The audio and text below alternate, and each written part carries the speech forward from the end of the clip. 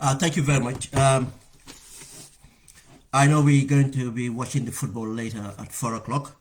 I will try to finish this program before. If not, I'll just overlap, and I understand people would have to go and watch the football, but they might come back to watch the recording. I must first say my condolences, our condolences going to all the people that suffered and some lost their life in New York, and most of them happen to be Gambians. Sending my condolences to their family, to the Gambian community in New York, Gambian community in the diaspora, and I'm praying for their family and praying for their souls to continue to rest in peace. And secondly, I'm wishing the Scorpions.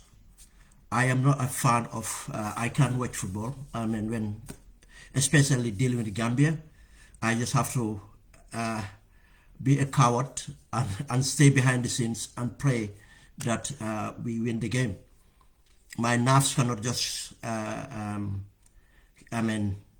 allow me to watch a live match when Gambia is playing. I just can't handle it. I'll just find something to distract myself and pray that we win the match, and we wishing them well in this tournament. Thank you.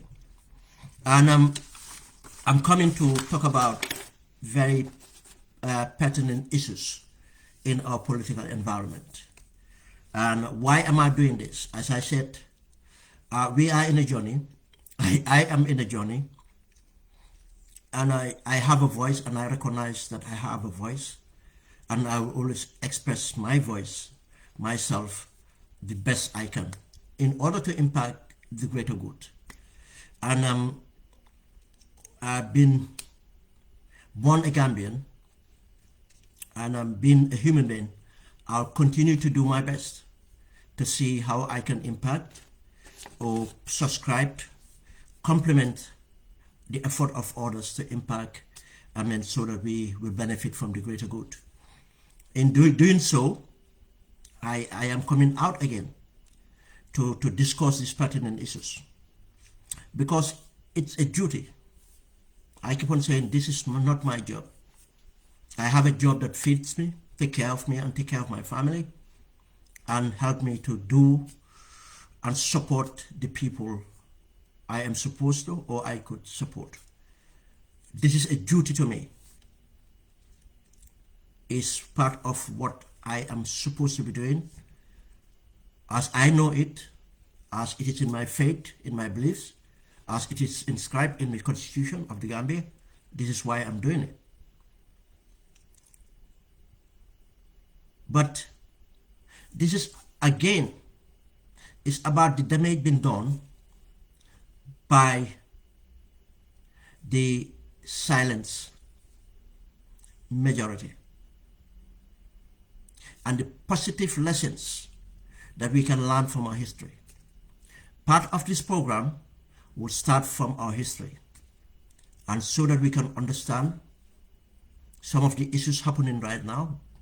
They are not new, and the reasons behind them, so that probably we might find solutions, or we might apply the solutions, because the solutions are out there. People have been talking about the solutions. People keep on ignoring it. But we will find in our history, we have a history of opportunism. We have a history of opportunism. And we have a history of an elite mentality, which is very backward.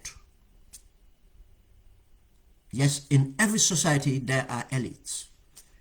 But in the case of the Gambia, we have one of the most backward elites in the world, for that matter. And now we have new wannabe elites, and that's always been in the case. During the Jawara time, we have elites, we have wannabe elites. Jammeh time, we have elites, we have wannabe elites. But what you find is, the elites in the Jawara time, some of them continue to be the elites in the Jammeh time, and they are the elites in this time again. But they are wannabe elites Their elites made during the Jammeh time. Now they continued within the Barrow time, and they want to survive the Barrow time, and they want to be elites in the Barrow time, and that want to succeed.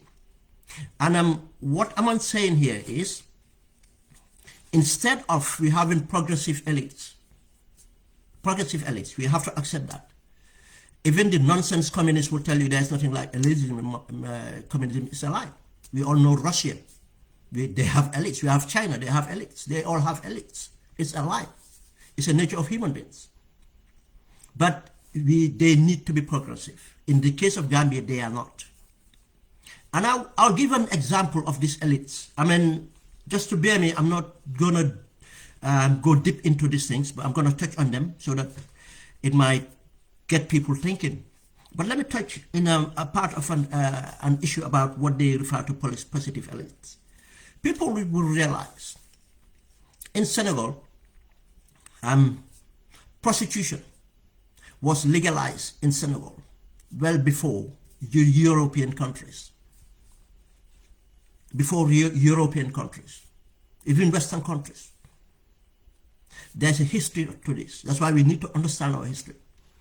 And this legalization came by default. You see, if we have to understand our history.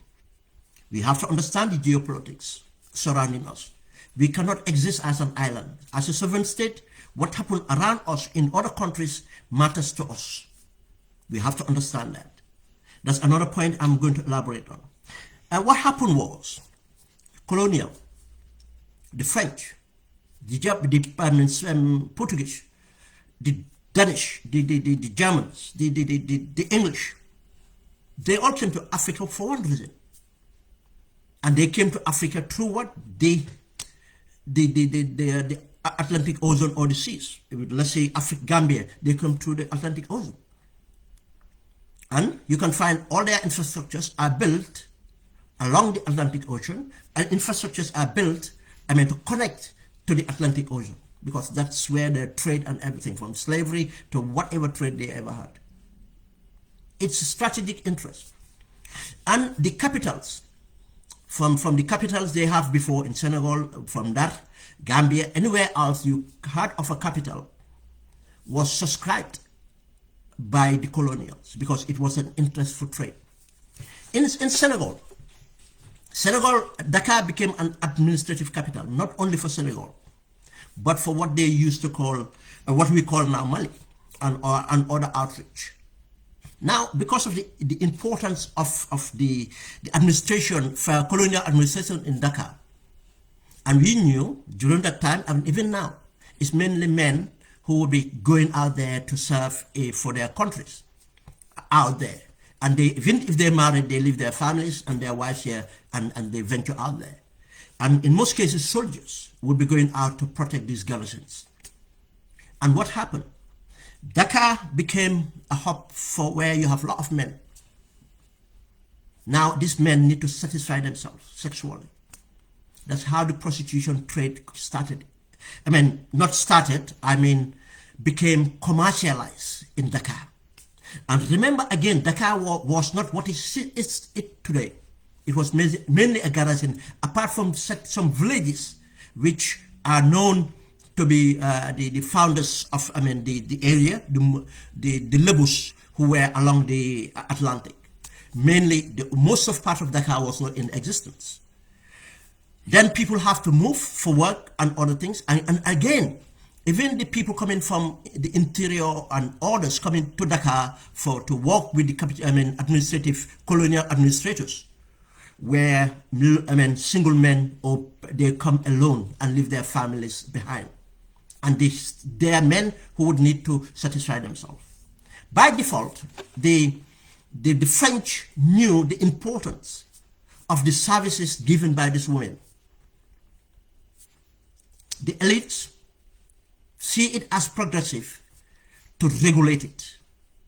Now regulate it by making so these women given the services are given medical checkups, are regulated, and so that the infection would not be going around within their people and the elites that were around there serving them.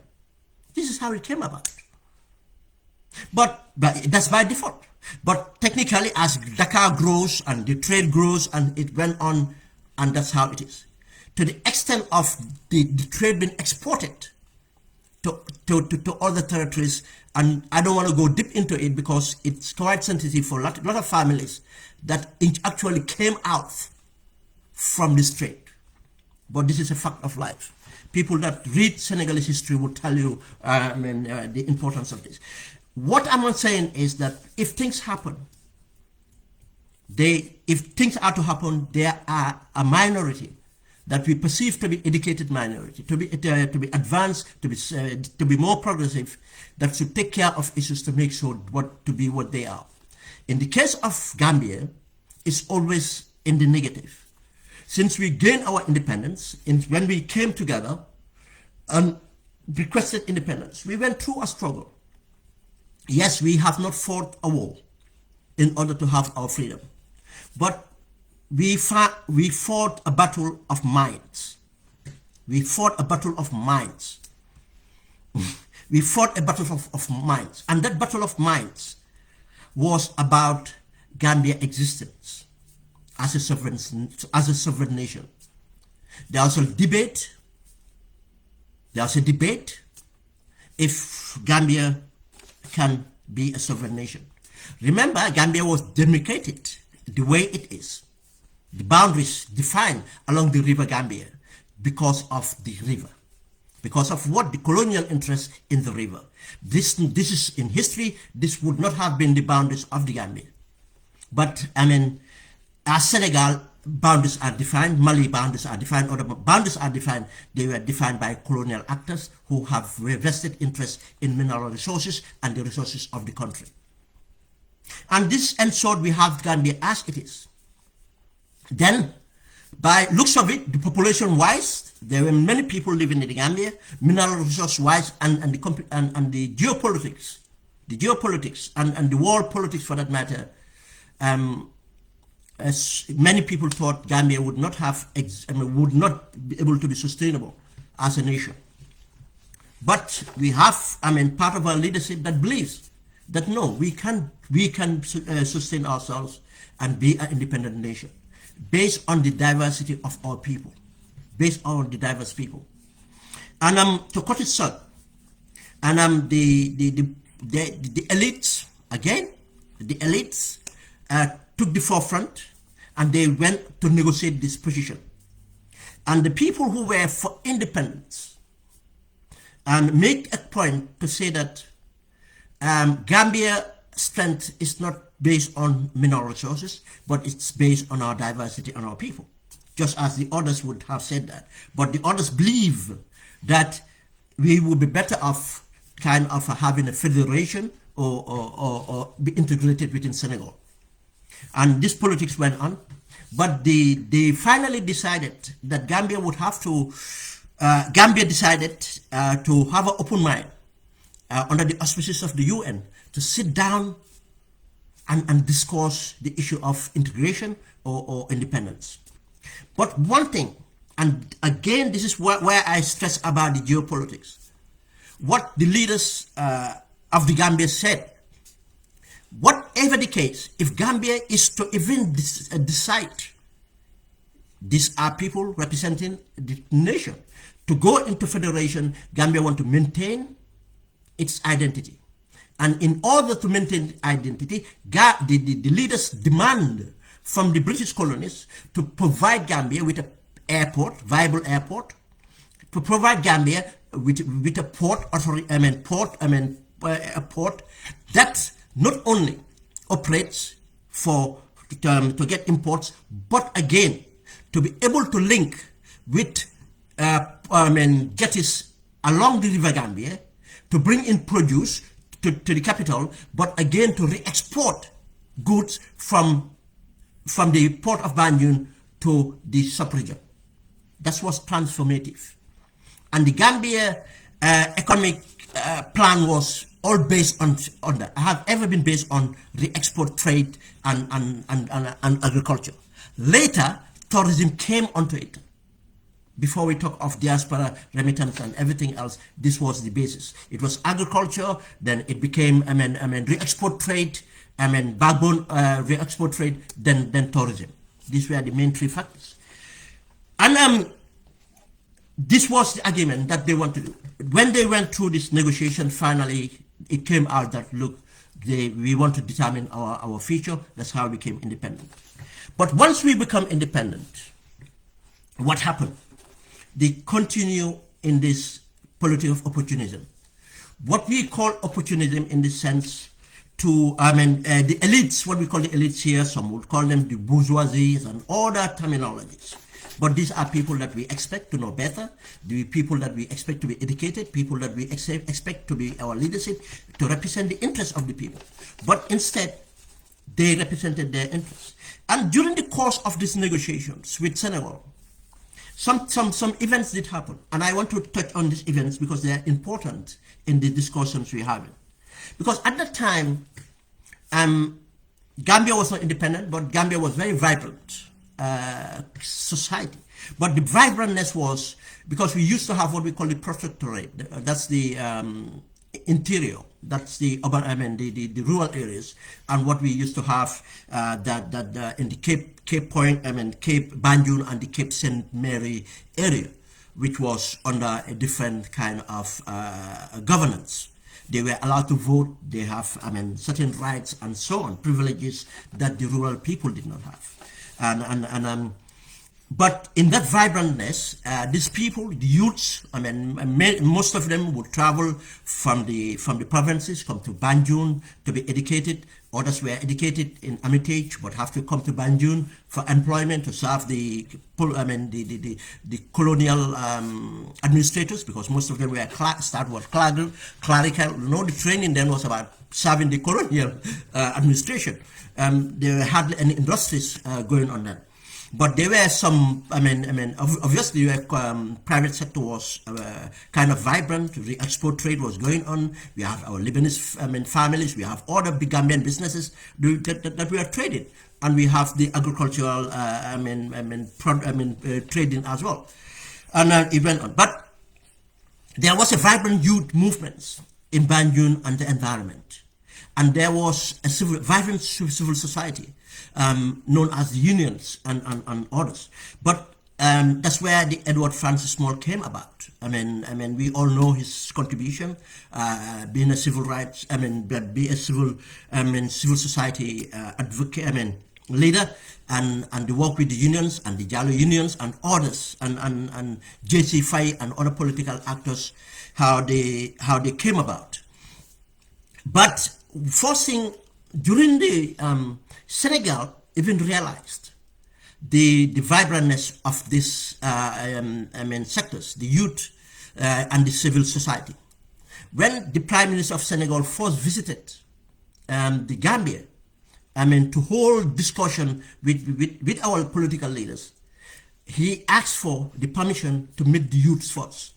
And there was a town hall meeting organized with the youth in Banjul, where he approached the youths to try to pacify them, to get them to take in the idea of Senegambia integration. And from there on, the next meeting he had was with the unions, again to pacify the unions and get them on board.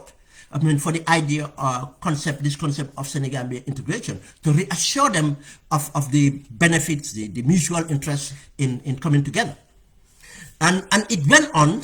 Then he have to meet the political. Why I'm bringing this up is the importance that even our counterparts realized that the youths were vibrant. They were part of the makeup of governance. Realized that the unions were vibrant. They were part of the mix of governance. But the minute we went through that, have our independence and multi-party democracy, that's the political opportunism started. Rather than to harness, you see, just as now, rather than to harness the capitals in the diaspora in order to develop the Gambia, to make the diaspora number one development partner, no, it's to marginalize in order to keep the status quo. Not to progress, but so that certain people will have control over the governance of the people. which is not to the interest of the people, the elites again, or the bourgeoisie. What happened in this case was the marginalization started, political opportunism started. It have it like this. We used to have a parliamentary-based system. The number of parliamentarians would determine the prime minister. And the PPP were shot by one. And a member of parliament who was the chief, Mbake, decided to cross-carpet from the UP and join the PPP to help PPP to form government. From there on, what the PPP went and did, and it is in the side of the book. If you read the side of the book, it's in there. Instead of, they thought that this was smart in order to marginalize the opposition, which was UP. It was to ask some members of the UP MPs to cross-carpet to the PPP to come into government, and in that doing so, that would undermine the UP. Then in subsequent elections, UP would not stand a chance of governance. That started to undermine our democracy. Because Gambia, the PPP could have chosen to say that, look, as we come as a new nation, and we need all the best of among us to govern, we are going to invite the opposition into government and form a unity government that will steer the transition of this country from colonial rule to national, self-determination. And from there on, we go back to an elections, and the people will decide who the leaders are. That would have been the best practice. But they use politics and undermine the democracy. This is very important to note. It started the marginalization of the opposition. Then they went to marginalization of the civil society. You see, the civil society, that the Senegalese even realized that they were vibrant. They were integral in the part of the governance of the country, making the country work. They went against them. They went against them in many ways. They fought them. Some were given scholarships, knowing at that time it was the journey of no return. Once they leave the country, it's unlikely for these people to come back. The others were victimized. They were denied, any privilege.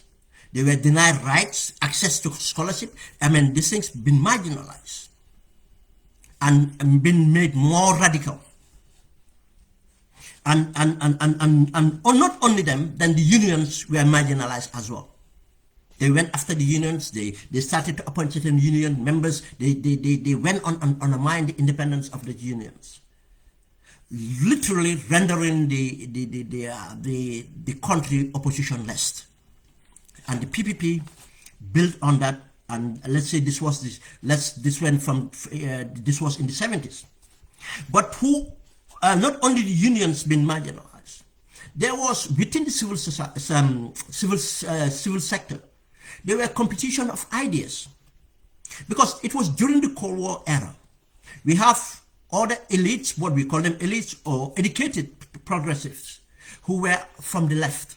They believe in socialism. Some believe in communism. They were in the left, and most of them, as you know, the bulk of employment was within the civil service, be it teachers or working for the government directly or indirectly for the government. And most of these people started to be targeted, to be marginalized because of their ideology. They are progressive on the left or whatever you call them, but they have ideas that was competing with the ideas of capitalism or whatever you call it. But they were not doing anything illegal. Instead of recognizing their rights, giving that space for them to exercise their freedoms, no. They were marginalized in order to control. And geopolitics comes to it again. Now we have the Cold War going on, and we have Gaddafi going mad, and other issues around us, which led us to the 1981 coup. I just sum it up like that, because there are many factors that led to the 1981 coup, but these things I am calling out from part of it. And other things too started. Before 1981, we started seeing some sort of elitism, or the left started to agitate certain lifestyle of certain individual as very elitist. when South Africa had to own a private yacht in a poor country with the GDP that we have. You see, when you lack opposition, what happened? Your judgment become clouded because nobody to oppose you. You become complacent. You are not it's not competitive anymore. And that GH, which was later born by Moja, you know, there were so many organizations, there were underground movements, Moja was banned, and all these things happened. I mean, it's a long history, but just to speed it up. But this led to 1981 coup. But, I mean, sorry, before that, UP was marginalized. I mean, UP was marginalized to the extent of UP could not stand anymore, and NCP came into existence. NCP came into existence, and at the beginning, NCP had an alliance with UP. There were seats in Banjul, I think Banjul North or Banjul Central.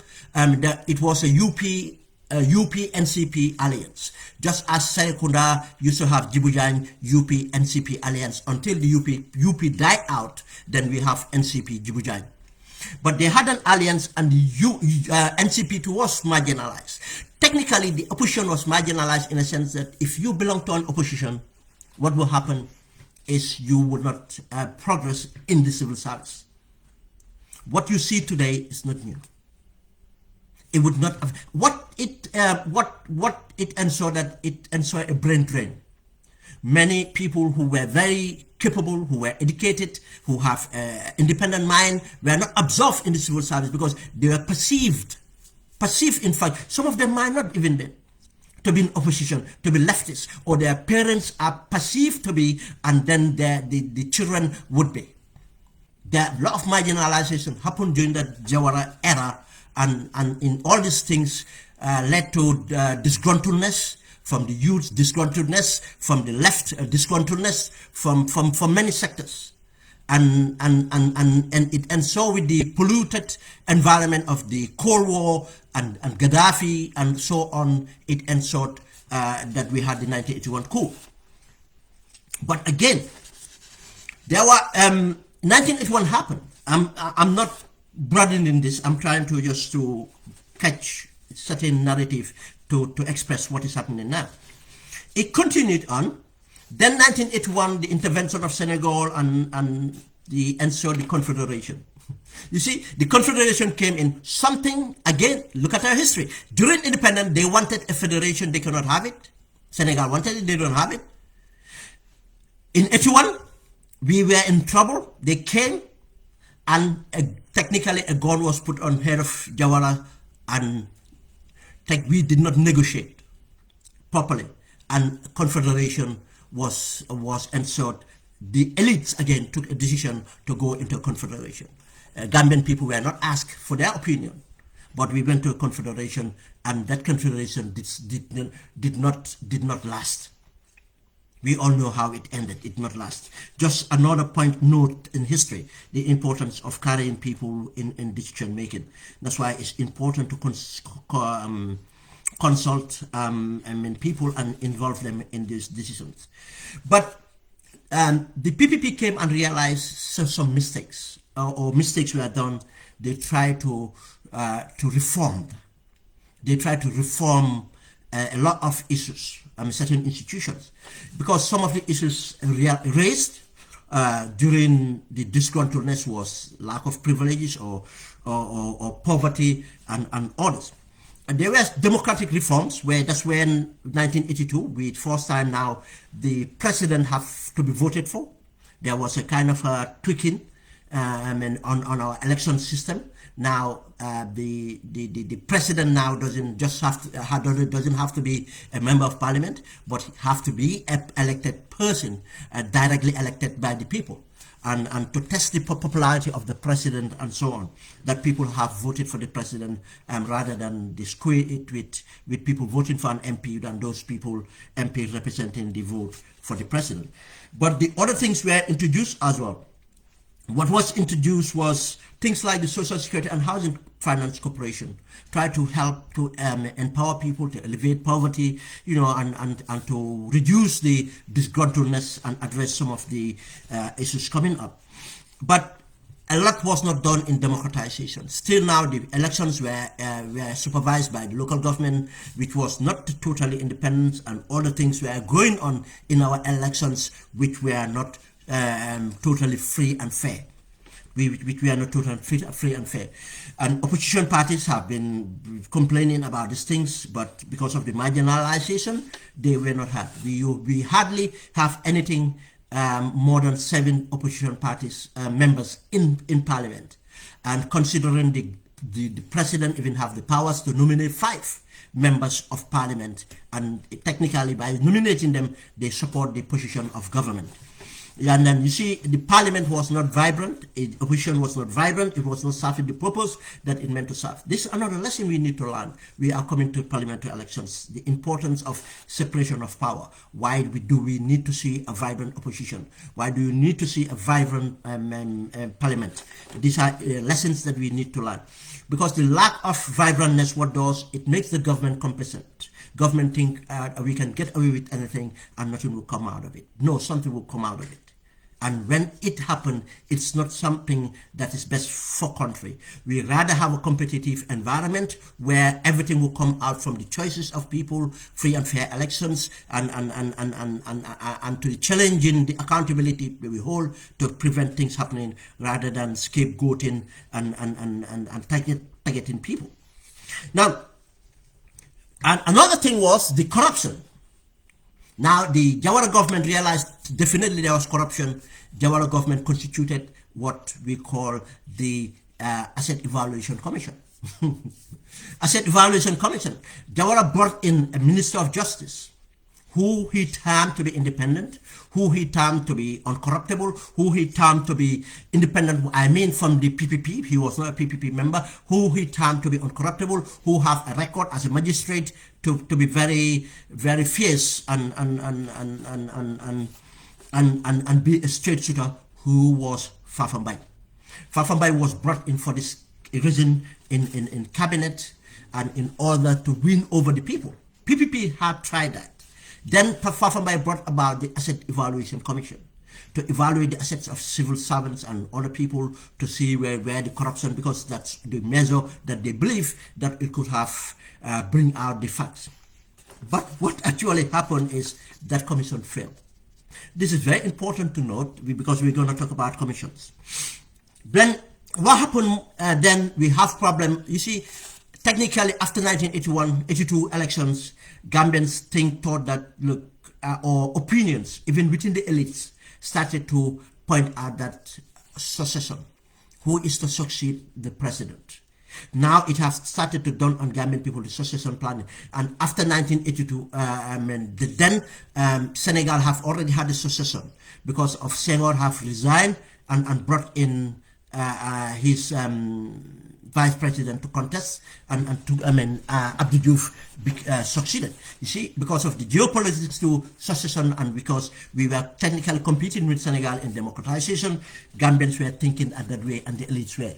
Now what happened was, because of the only succession, possibility of succession was within the government, within the political party in government, PPP, it brought out infighting. And 1982, after 1982, Hassan Musa Kamara was relieved of his position of vice president. And take it, he was the one there as a vice president who looked after the seat of power to ensure that Jawara was reinstated and everything else. And he has been very effective, and he became a victim of it. He was unceremoniously relieved of his position. And some other people were relieved of their position, seen as within the circle of elites that things are started to be repositioned. And Bibi Dabo came in and ended up succeeding as a vice president, and he was seen as a successor apparent, that he is likely to succeed. This was very important. Now Gambians started to look up to Bibi Dabo as a likely successor to Jawara. But other groups would not have it within the PPP. You see, that's we bring you again what the elites did with tribal narratives. And I'll come to talk about this tribal narrative. But in that case, there were even Mandinkas who were against Bibi Dabo, because those Mandinkas perceived Bibi Dabo as someone who was very rigid, who would not let them be, who would change the status quo to something else they did not support. And they went against him.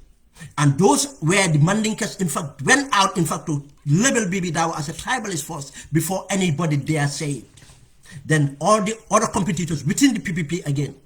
This was not opposition going out, labeling the government officers as tribalists. It was the PPP itself labeling each other as tribalists. Then the competition came out to the extent of Jawara felt destabilized. Now the disgruntledness. But what led to this disgruntledness, we'll get to the corruptions. We'll get to that.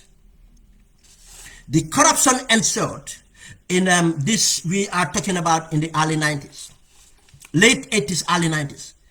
And the people who were around will remember, you wake up in the morning and hear that 10 custom officers were fired.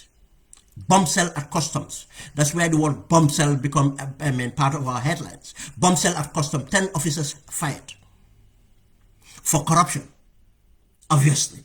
But nothing else would be heard of. Because these custom officers we know their earnings and everything, end up building 2 to 3 compounds, having 2 to 3 wives, and driving cars. Port Authority, bomb cell.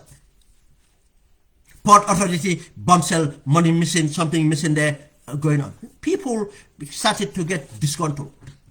AMRC, what AMRC stands for was the Asset Recovery Commission. For what the loans taken from Commercial Bank, what led Commercial Bank. You see, Commercial Bank again is part of the Jawara administration strategy to liquidize the commercial sector, to make sure Gambians can access loans and to grow. They did a lot of good things. But if you don't fight corruption, if you don't fight nepotism, if you don't fight incompetencies, this is what's going to happen. Just as the Jawara government have the Gambia Agriculture Development Bank. There was a bank for agriculture development, for God's sake. And there was the Gambia Cooperative Union. There was a Gambia National Trading Corporation to sell goods, to compete with the private sector, called NTC. They used to sell almost every, most of the commodities we buy now. They sell it, rice, oil, collie. They used to import and sell to compete with this thing, to fight the monopoly. But it went on to what? All this institution failing due to corruption. And the people who were found to be corrupt or run these things and bankrupt them, they were people that supported the government, be it businessmen, family members of the people in government, the patronship. Commercial Bank, obviously, the USAID, IMF, and World Bank started to say, look, this money has to be recovered. Now, government under pressure trying to recover this money. Now, they constituted this AMRC to recover this money. But to show you the level of complacency in the government then, the arrogance with people who took this money started to go and take advance at on newspapers saying that nobody would touch their property. What do you think people felt? What do you think the youths felt and other people felt? What do you think security forces felt and other people felt when they see people who took things, that they borrowed and misused it, mismanaged it, refused to pay, now saying that nobody would go after them? What do you think? That disgruntlement again came about, just as the disgruntlement that ensued in the late 70s came out in the late 80s, early 90s. This went on. The marginalization was ensured, and now within themselves they started to fight and align themselves in camps. Sadauda had to convey a congress in 1992 in Mansa Konko. And in that Mansa Konko, what happened? Camps broke out. Look, Whether Jawara mean it or not to resign, that's another discussion. But what happened that day that Jawara said he was going to resign? He did not talk about succession planning or anything else, and just blow it out there. And people like Bibi Dabo said, yeah, it's time for people to move on, which was true. Probably, if 1992, the PPP have reformed and have a new leader and go to elections and get a new mandate, 1994 would not have happened. But no, Shehu Sabali ran scared because of what Bibi Dabo was the vice president, that what they thought is Bibi Dabo would likely be the successor. Andrew Skama was already taken out. He became an opposition. They marginalized Andrew, and I'll tell you, within his own people. Again, let me bring the tribal perspective here. It was exactly the people that Andrew Skama have brought up in Banjul. People that left Basse came to Banjul and were brought up by Andrew Skama. Those are the same people being used and undermined Andrew Skama in Basse.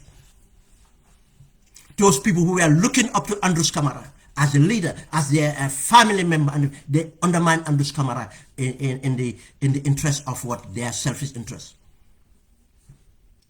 In the selfish interest. This is what it ensured. Now our democracy got undermined. Now 1990, what it happened is now the government, the PPP become fragmented. Now you have a Bibi Dabo camp, you have a Shehu Sabali camp. Now undermining each other, or whatever you call it, and sentiments going out, and every kind of accusation going out, and corruption continuing. Until, with all the plans they have, yes, they have a lot of plans, they had Gamtel, they have the port development project, they have a vision to turn Gambia, what in those days they called the Singapore dream of the Gambia. But the same concept taken by Yahya Jammeh for, call it Vision 2020, this was a blueprint of Sadauda. And I believe that if 1992 Sadauda have retired and have a new leader, and the vision, what the Singapore vision they call it or whatever, would have materialized, today Gambia would have been in a better place. But due to the crime of the elites against the people, marginalize the people, this is what we have. We'll get to the tribe issue. Now, which led to the 1994 coup d'etat. And people that know the 1994 coup d'etat will tell you it's nothing apart from the PPP itself overthrowing themselves. It's unfortunate that the TRRC failed in establishing the causes of the coup.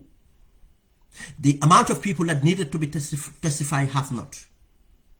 The issue about coup d'etat is not about the governance, and coup d'etat is not about soldiers alone. Soldiers are an instrument. They are not even the plotters. How many politicians have we seen come out in the Jawara government to testify? Where we have Shehu Sabali alive, we have Bibi Dabo alive, we have Sarah Jangha alive, we have many politicians alive.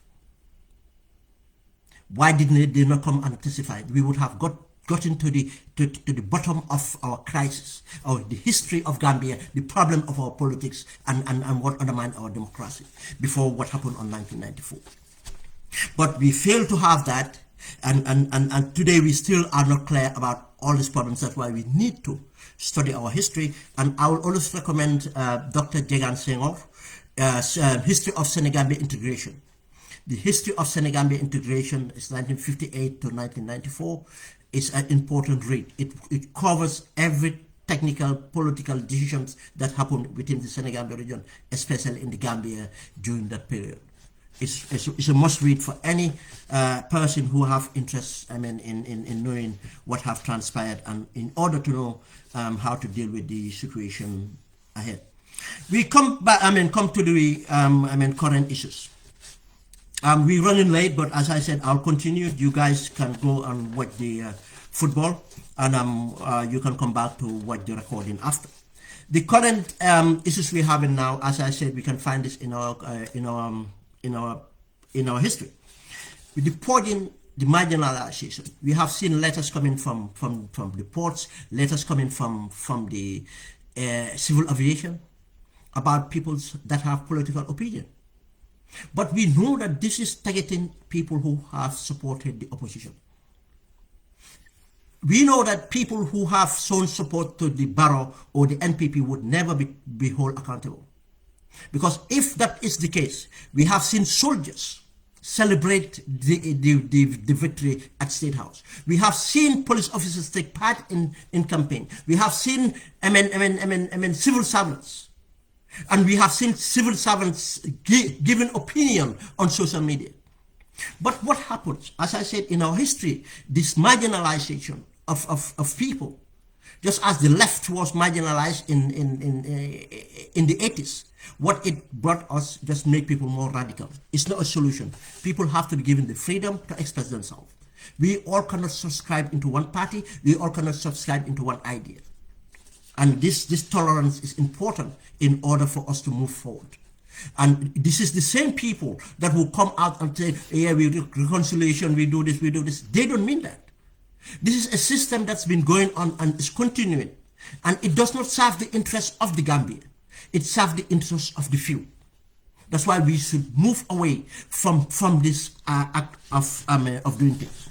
The other part is this commission of inquiry for KMC. I'll come to this.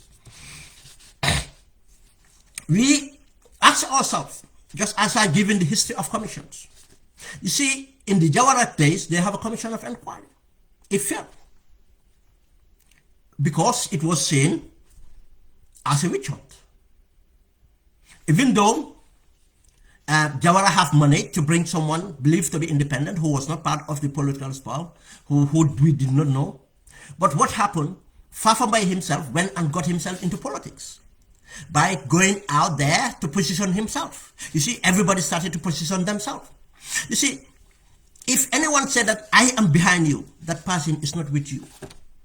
The person saying that I am behind you means that if you are shot, he will take your place.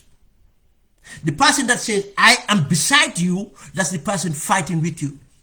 I am beside you, I am not behind you. And all these people will say that I am behind Jawara, I support Jawara 100%. They were never. Fafambai went to the extent of marrying Jawara, one of Jawara's sisters, or whatever you call it, Musike Batrani. And he started to be one of the first justice minister attending political rallies. And in fact having political interests. Now he was positioning himself into the PPP. And now they fought against each other and he became a casualty. And another lesson to learn. The people that fought Fafambai were perceived to be Wolofs in Banjul. And Fafambai is Wolof, but he was seen as a Wolof from outside of Banjul who came to fight them. You see, this is nothing about tribe, but it's about opportunism. And these opportunists, these so-called elites or bourgeois, what they do is use the people, use all this mechanism in order for the status quo to stay, and so that they will benefit from what they want. But if you look at the current, let me give my position on Commission of Inquiries. I am not a fan of Commission of Inquiry.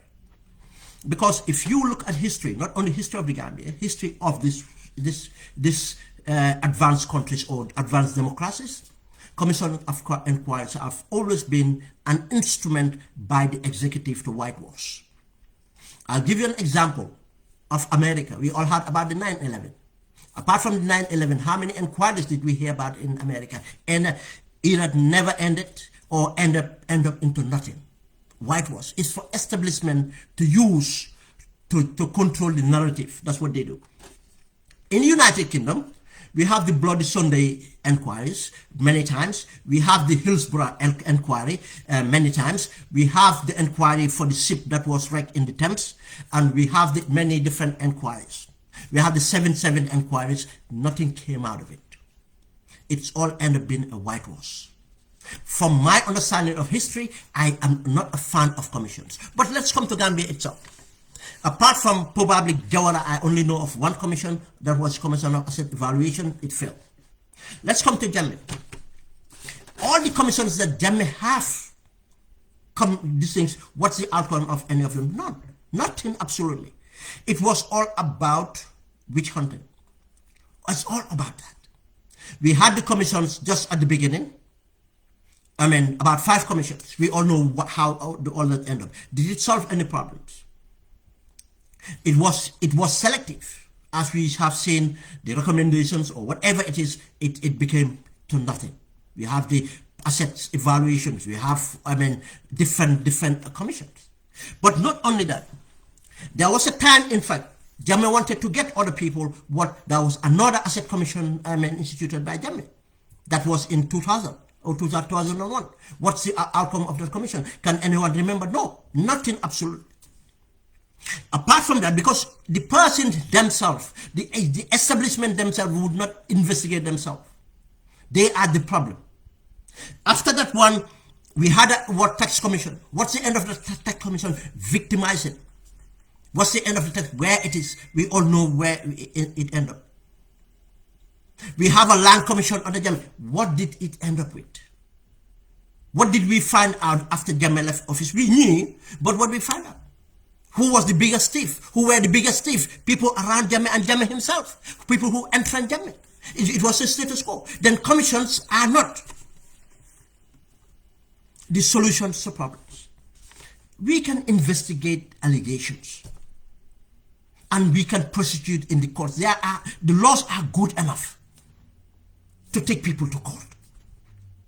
But commissions give an opportunity for fishing.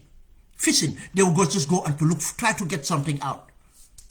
And commissions, the way it's instituted, the way it's conducted, it's easy to get something on someone.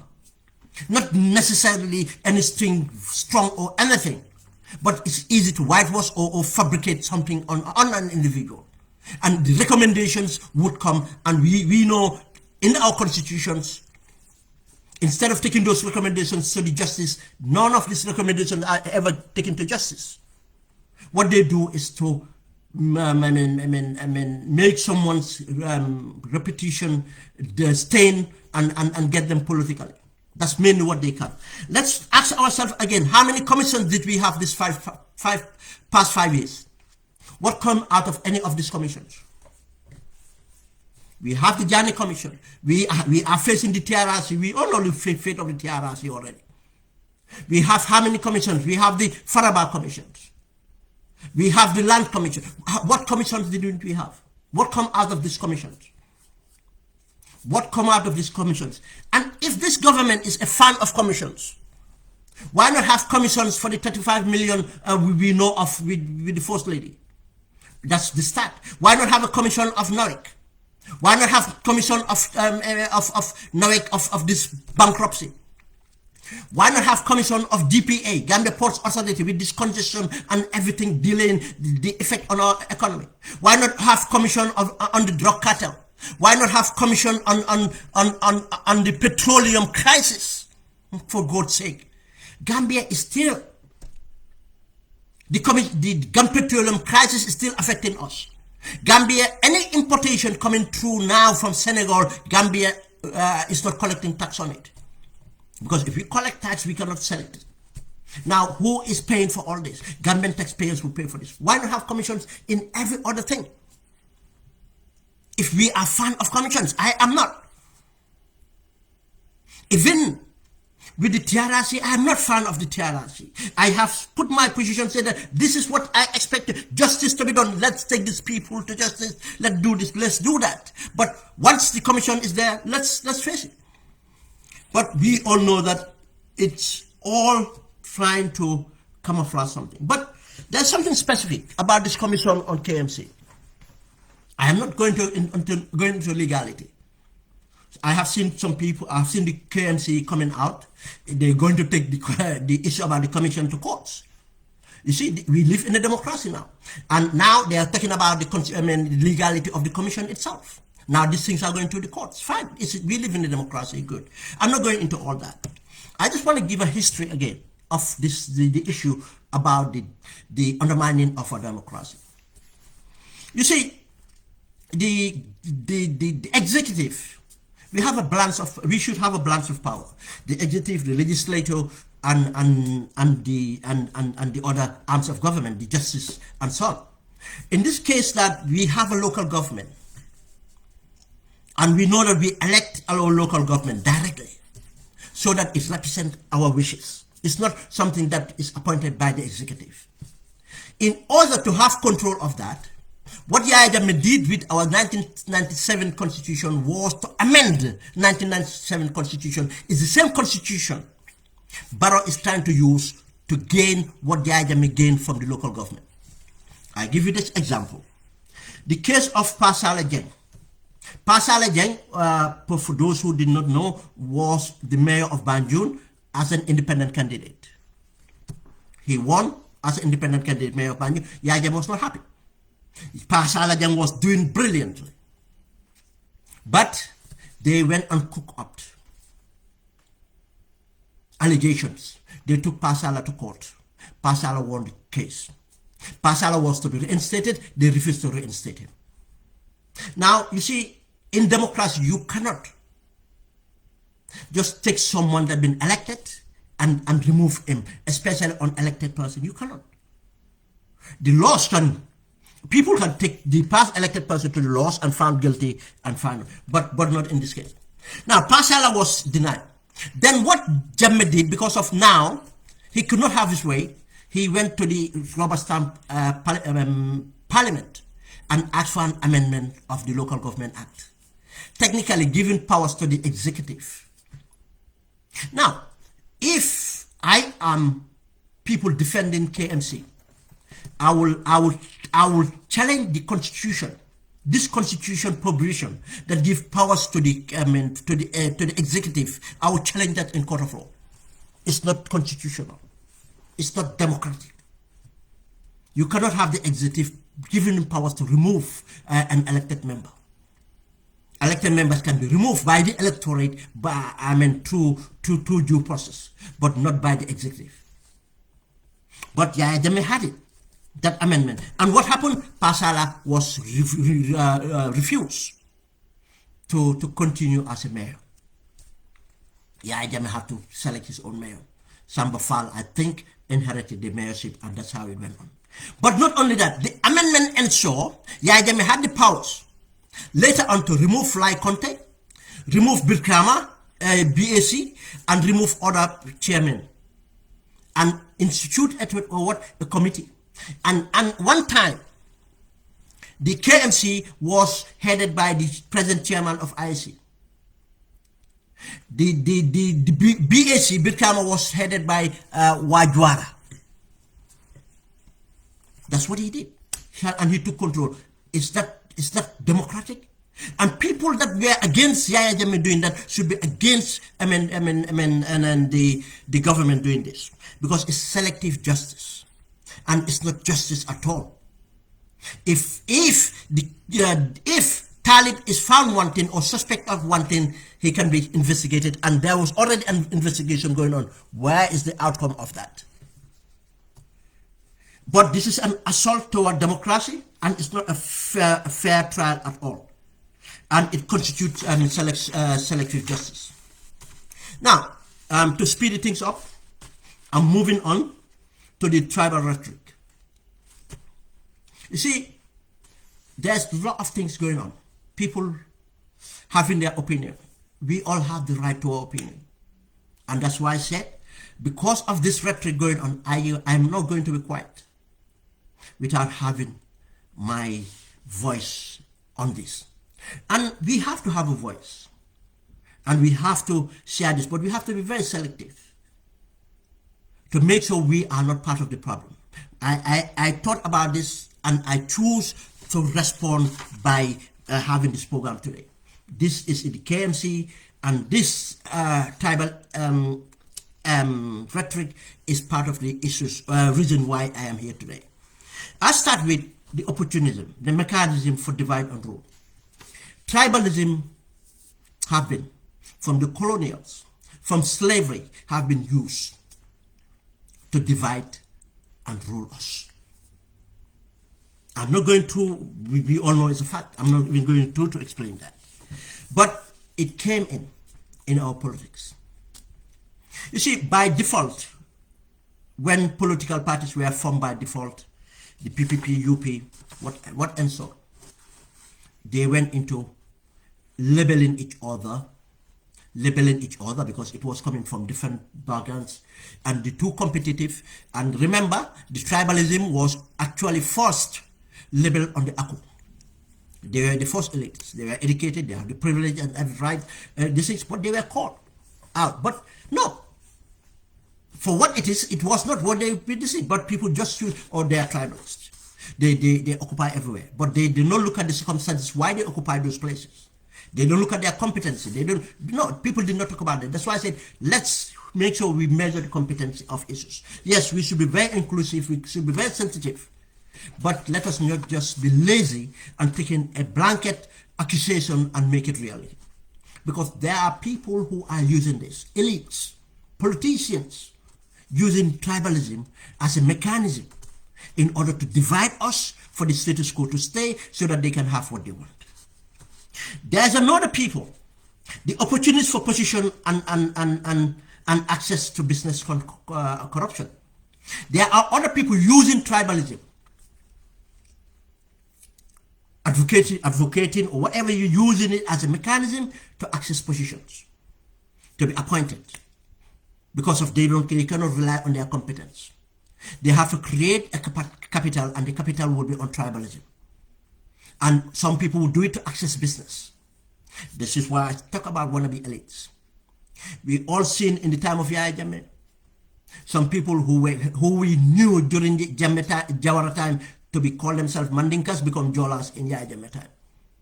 And some of those people now I don't know what they are. We have seen, I mean, different people play different roles from different tribes. They don't represent their tribes. They represent their interests. That's why I said people will use tribalism to access positions or to business. There are people who are ignorant bigots. They are just ignorant, stupid. They will say anything hateful, thinking that they are getting to someone, not knowing that the damage they are causing in society. They are there. Because of what they say, probably they don't even believe it, but they will think that they will say it to hurt someone. Let me say this to this guy to be hurtful. This Wolof, this Fuller, this Sose, this Jola or something to hurt him. Not remembering it's not him you hurting, but you are hurting society itself. It's not the Jola you insulting or anybody, you hurting society itself. Not the Fullers, not the Mandinkas, not the Wolof. Society you are hurting. They are bigots. They are ignorance. We have them. We have the emotional reactionist, people that react emotionally. Because all Fullers have been attacked. I am coming out to defend the Fullers and even go above to, in fact, be more problem than the problem itself. By attacking another tribe, rather than take it on to person who did the offense. No, you went and just empowered that person, that ignorant bigot. You empowered him by going to insult that person's family or that person tribe and inflicting society itself. And you two become equal. Because if you are emotionally attached so much that you forget your humanity itself. Just to analyze the person himself. Why is he saying that what he is and take him onto that rather than giving him power that he did not have, as if he represented his own tribe. None of these people were appointed to represent their tribes. They are bigots. But the emotional reactionist activists would do that. The silent, only the elite benefactors. The silence. I said, one of the ways to do this, in order to be progressive to it, when it's done by where you subscribe. If a Mandinka does something, a Mandinka come out and talk about, against it, it's very progressive. If Fuller does something, bro, now I call Mansi program later. Yeah. If a Fuller does something, a Fuller comes out and take him on. What it does is it restrains the others to see. But But it's not an excuse that because of a Fuller did not come against him, I should go against him in a way that I'll term all Fullers to be tribalists, all Mandinkas to be tribalists, or Wolof or Manjagos to be tribalists. No. Don't give him that power. Don't be part of the problem. Be part of the solution. We have the elite benefactors, those who use it as a mechanism, or the silence. They will be silent where they are expected. At times it's in a forum. And something has been done in a forum which is wrong. You are in that forum, you did not stop it. It did not even get out. You did not condemn it. Because you're not condemning that person in that forum or one-to-one. What you do is you empower that person to come out and say it in the open, thinking that is right. Because that guy is ignorant. You, instead of educating him, you kept quiet. Because of fear. Or because of wanting to please him. Because he is your boss, or there's a relationship there, or he's benefiting you, a benefactor. That's why I say people who benefit from this act. Elitist crime against the poor, failure of a leadership. It's an elitist crime because they are the ones. Because if we look at it, we don't have a social problems that where we see it. No, an elite will come and say that yes, the Fullers we said this, yes, we Jolas we said it, yes, we Mandinkas we said this. We have never seen community of Mandinkas, community of Fullers, community of Manjakos and others saying it or doing it. But we'll come and report it. Let me give an example of this. During Jawara time, people are citing Jawara's time that it happened. But who were doing it? Has anyone did this thing apart from a politician, apart from a technocrat, apart from... It's not the people themselves. The communal violence we had were about graveyard, were about farmland, but the most common one was that place. Communal these things. It was about land issues, graveyard, resources, and stuff like that. That's even any communal this thing which was hardly heard of. That you have these problems, but we have issues where we had about the Terikafo, we had about the Banyan Mafia, but you look at those things, you find they were about resources. They are about position, people fighting against position. It was not the opposition. It was not the opposition, it was the government. When Sarah Jangha was made Secretary General, the people that opposed Sarah Jangha more was Wolofs, calling him, he was a blacksmith. And any appointment he does was scrutinized, or any progress for certain people was scrutinized. See what strain of Wolof was given that appointment. And it did not start with Sarah Jangha. Go and ask the Banjulans who tell you when Sir Ali Suleiman Jack was appointed and others. The same thing goes on to when Bibida was appointed within Mandinkas. How many Mandinkas were going after Bibida? Because he was not favoring them.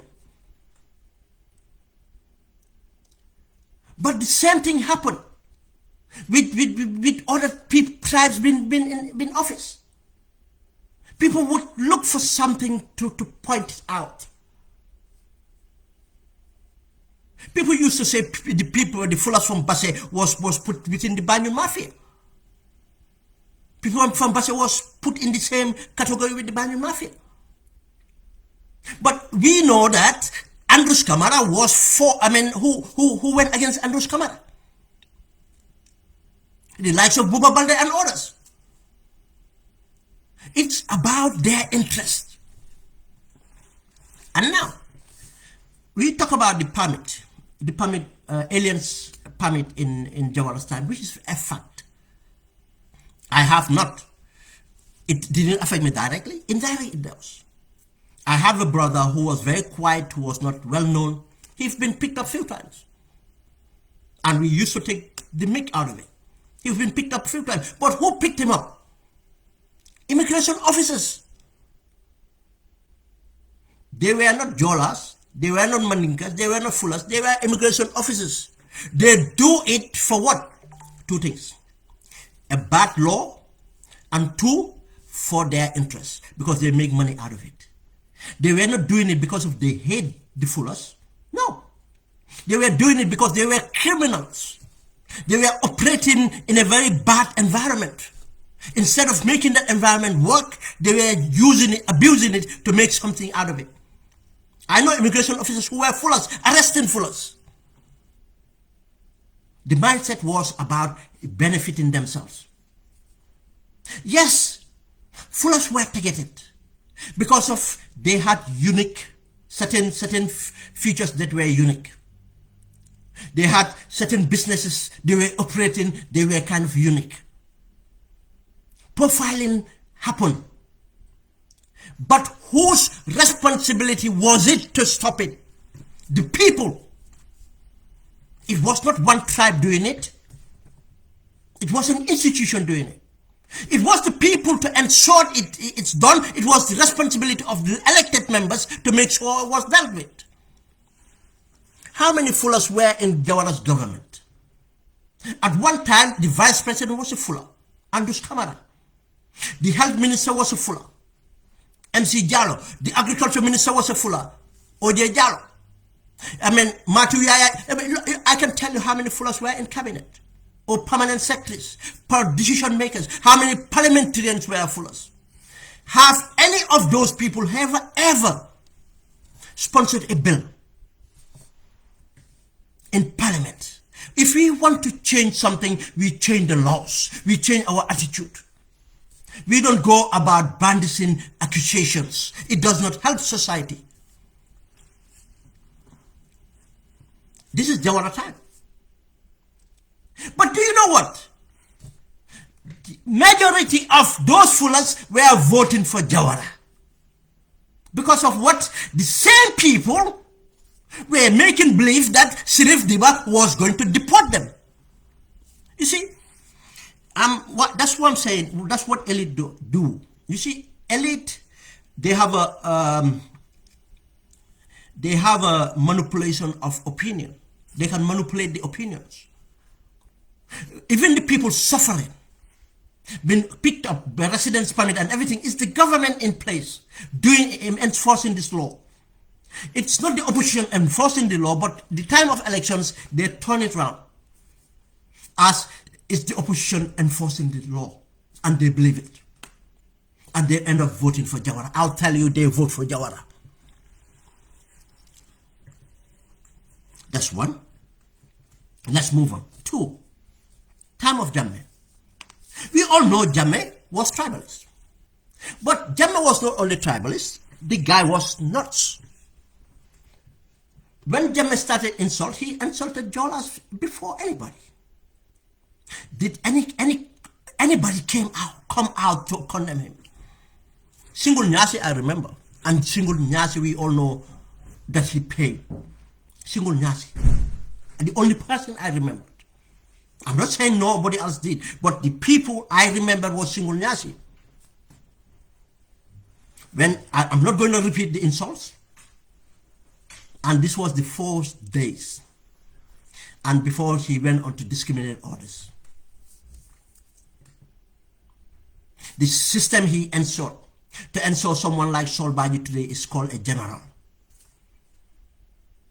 We all know it's based on tribalism.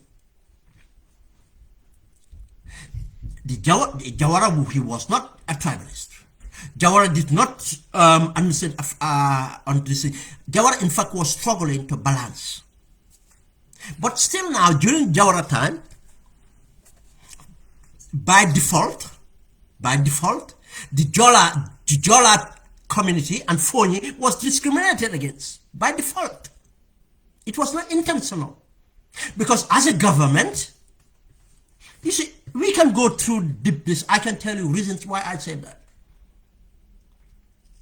because as a government, that's why you should be very informed in order to do it. But he tried in many ways.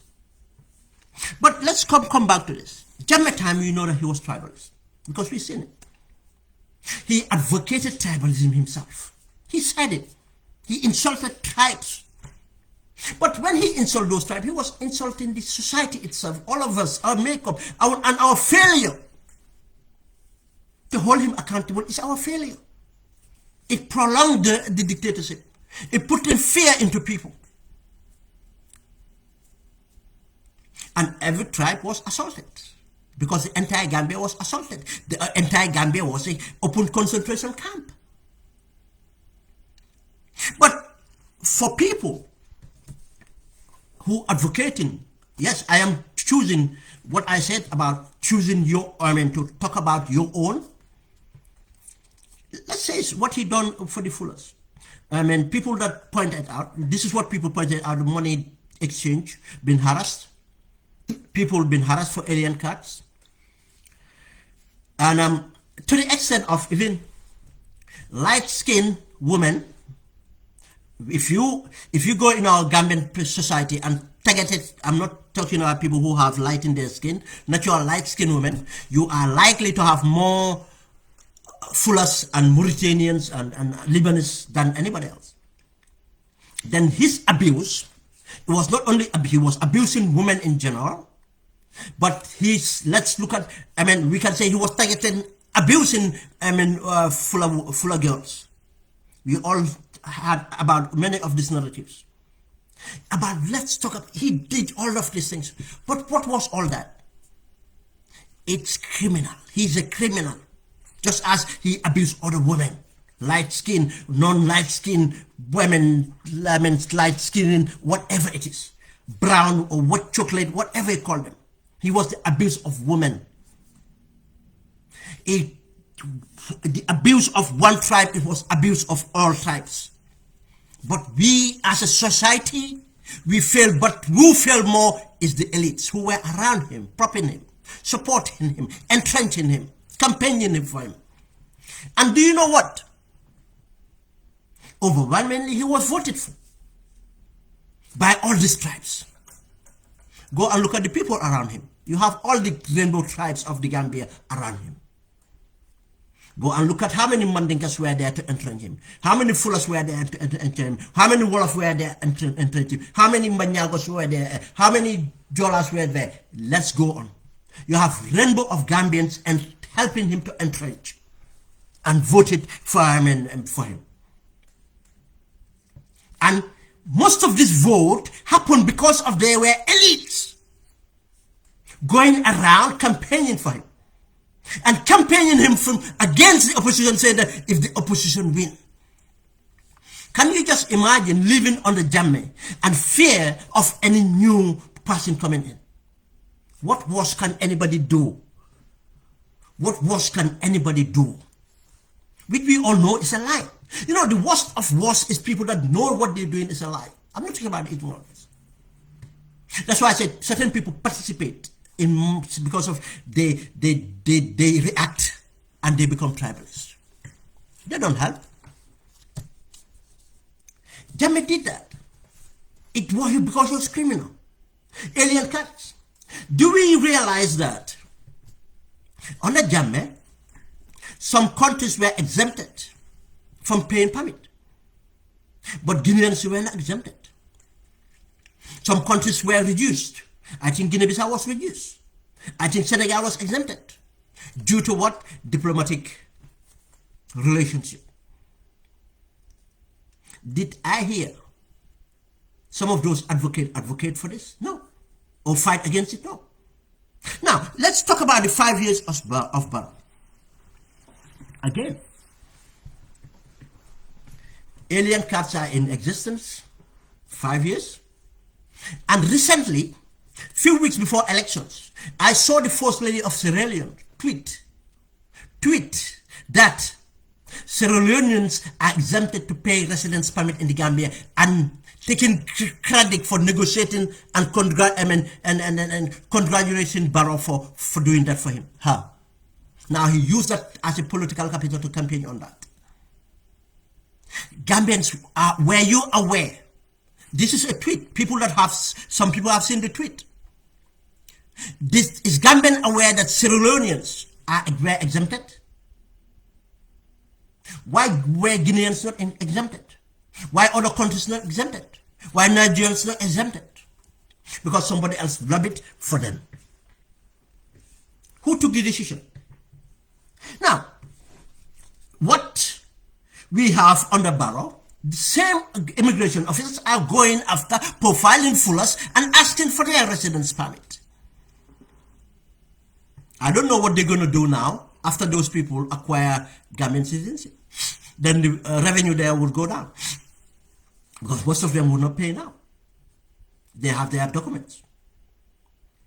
But what I'm saying here is, what have changed? Nothing have changed. The same administration for 5 years. Fullers and other West African nationals or African nationals are paying residence permit.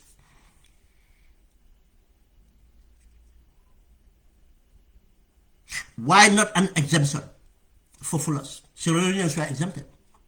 Now, how many fullers are in cabinet? How many fullers are in parliament? But how many people that say they are against tribalism are in cabinet or are in parliament or advocating that, who are advocating that, fullers are targeted? Why did they not go and ask for a legislation? Why did they not ask for exemption of permit being paid? If we want to do something, we do it right. You see, there's a pathway for citizens for every country. Every country, there's a pathway you have to go through to be a citizen. If Gambians have to decide, that's why we have a constitution. Let's consult each other and have a constitution to decide. Just as we had a constitution, the draft, which was sabotage, to state who should be a citizen. How do you become a citizen? That is how we avoid these opportunities of opportunists taking this as a campaign tool. And in the sense, trying to create conflict between people who are of one. You see, we are avoiding a lot of conflict because of the way we are interrelated. Because of the narrative is not true to a sense. Because it's been used as a campaign tool, but it still pose as a risk, pose as a threat to our coexistence. We have heard presidential advisors, we have heard cabinet ministers, we have heard the president himself advocate on lines of tribalism. This is not ordinary people doing it. That's why I said the opportunist elites. The opportunist elites. Now, if immigration is to continue to ask for permits, why can't we do it efficiently? Why do they have to chase people around? Why can't we develop mechanisms that people can civilizedly go and pay if they have to pay? If we agree that no Africans should pay permit or resident permit in the Gambia, we agree on it. Let it be a law. But we have to agree on it as Gambians. But let me tell you one thing. We cannot have an open door policy. I'm telling you this. Let it be no hypocrites. Let it not use sentiments on this. Until every West African country decide. We cannot take a unilateral position that anybody in the Gambia at this point, you are a citizen. We have a pathway to citizenship. We have something to test people their citizenship because it's part of the protection of our sovereignty. That's why I said we have to think of geopolitics. You see, every country does things and think of their geopolitics. Senegal does things, think of their geopolitics. And the geopolitics consideration, your immediate surrounding. Senegal, think about Mali, think about Gambia, think about Guinea-Bissau, think about Mauritania. Mauritania does the same thing. Mali does the same thing. Guinea-Conakry does the same thing. Guinea-Bissau does the same thing. Ghana does the same thing. Nigeria does the same thing. Every country does. You have to think of the implications of these things. Until the West Africans agreed, we have to do something sustainable, not emotional. And let nobody blackmail us. Think that we are xenophobic is a lie. Don't afraid to be labeled. Just know where the truth is, the facts. There is no country in this world where anybody can just be a citizen. There's always a pathway to citizenship. Gambia, we have a pathway of citizenship. If Gambians think it's not human, it's not satisfactory, Gambians can rethink it. Let people, those people have opinion. I have not had them criticizing, I've not had them suggest and to campaign on that. Do your suggestion and campaign. If you can write essays, can you not put suggestions and campaign on that? Where were you? They were here. It's happening now. This is not only history of Jawara, it's not only history of Yahya Jammeh, it's in presence today. But let's address the causes of the discrimination. Let us not accuse people. Let us not accuse communities. Let us just do that. It does not benefit our society. When we attack a single community, we are attacking society existence. When we label people, tribes, we are attacking the coexistence of society as we know it. These people do it. And they don't care about the consequences of this because they are greedy, selfish. All they know is plasmi, the palazzo.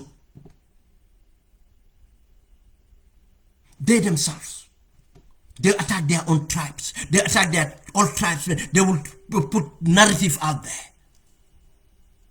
Tribes within tribes will attack people because calling them the blacksmith, calling them this, calling them that. We have seen all that going on. Nepotism and everything else going on. We have to seek that good governance in order to bring about that change. What is the test? You see, we have to stop this hypocrisy. We have to stop this hypocrisy. What is the test now? How can someone become a Gambian? It has to be inscribed in the constitution. What makes someone to qualify as a Gambian? How do we test that the person have the merits to be a Gambian? It has to happen. We cannot just advocate for people because of they live that long in a country, they have become a citizen. Yes, it's qualified to be a citizen, then help to facilitate that. If you are progressive, fine. Look, a citizen can open a surgery to advise other citizens, empower them how to become citizens. Other nationals how to become citizens, do that. Rather than going out there blaming other people. Most of them are doing it for selfish reason. They don't care. But this is going to cost our nation. It's not sustainable. Now, why is it that we should be very careful of our being citizenship? We should be very careful about owning property in the Gambia. We have a small country. We have a small country. There are implications in this. The sustainability of this have to be studied. That's why it's not on emotion. This should be studied. I wish we had think tanks that will come out with studies to give these things, to give opinion to government institutions to look at these things. This is what we need in order to do this. And the other thing is about democratization. What test do we do to see that people that we give our citizenship, be it a Guinean, Guinea-Bissawian, Senegalese, Mauritanian, and all these people, what's their loyalty to the state? You see, the same Gambians would tell you a Gambian diasporant should not aspire for office, to be minister or to be president. A Gambian born in the Gambia, raised in the Gambia, being in the diaspora, and committed to the Gambia to the extent of wanting to seek office, they said, no, you should return your citizenship. But someone can come from another country, stay for so long, and that person is qualified to access the same thing other citizens are accessing. Regardless of that person is voting. Not only in the Gambia, is voting for Guinea-Conakry, voting for Guinea-Bissau, go voting for Senegal. Now, if we have a policy referendum that affects a geopolitical position, where does that person's loyalty? You see, that's why I said that we have to think of this as a national security issue. It's not only on emotions. You think a Gambian Fuller goes to Guinea, is treated as a Guinean. That's a lie. That's a blue lie. I tried it. You are not treated. You are treated as a Gambian. You think a Gambian Mandinka go to Guinea will be treated as a Guinean. It's a lie. Go and ask the Mandinkas from Gambia that went to Guinea-Conakry to access the system, to access something. The same thing goes to Senegal.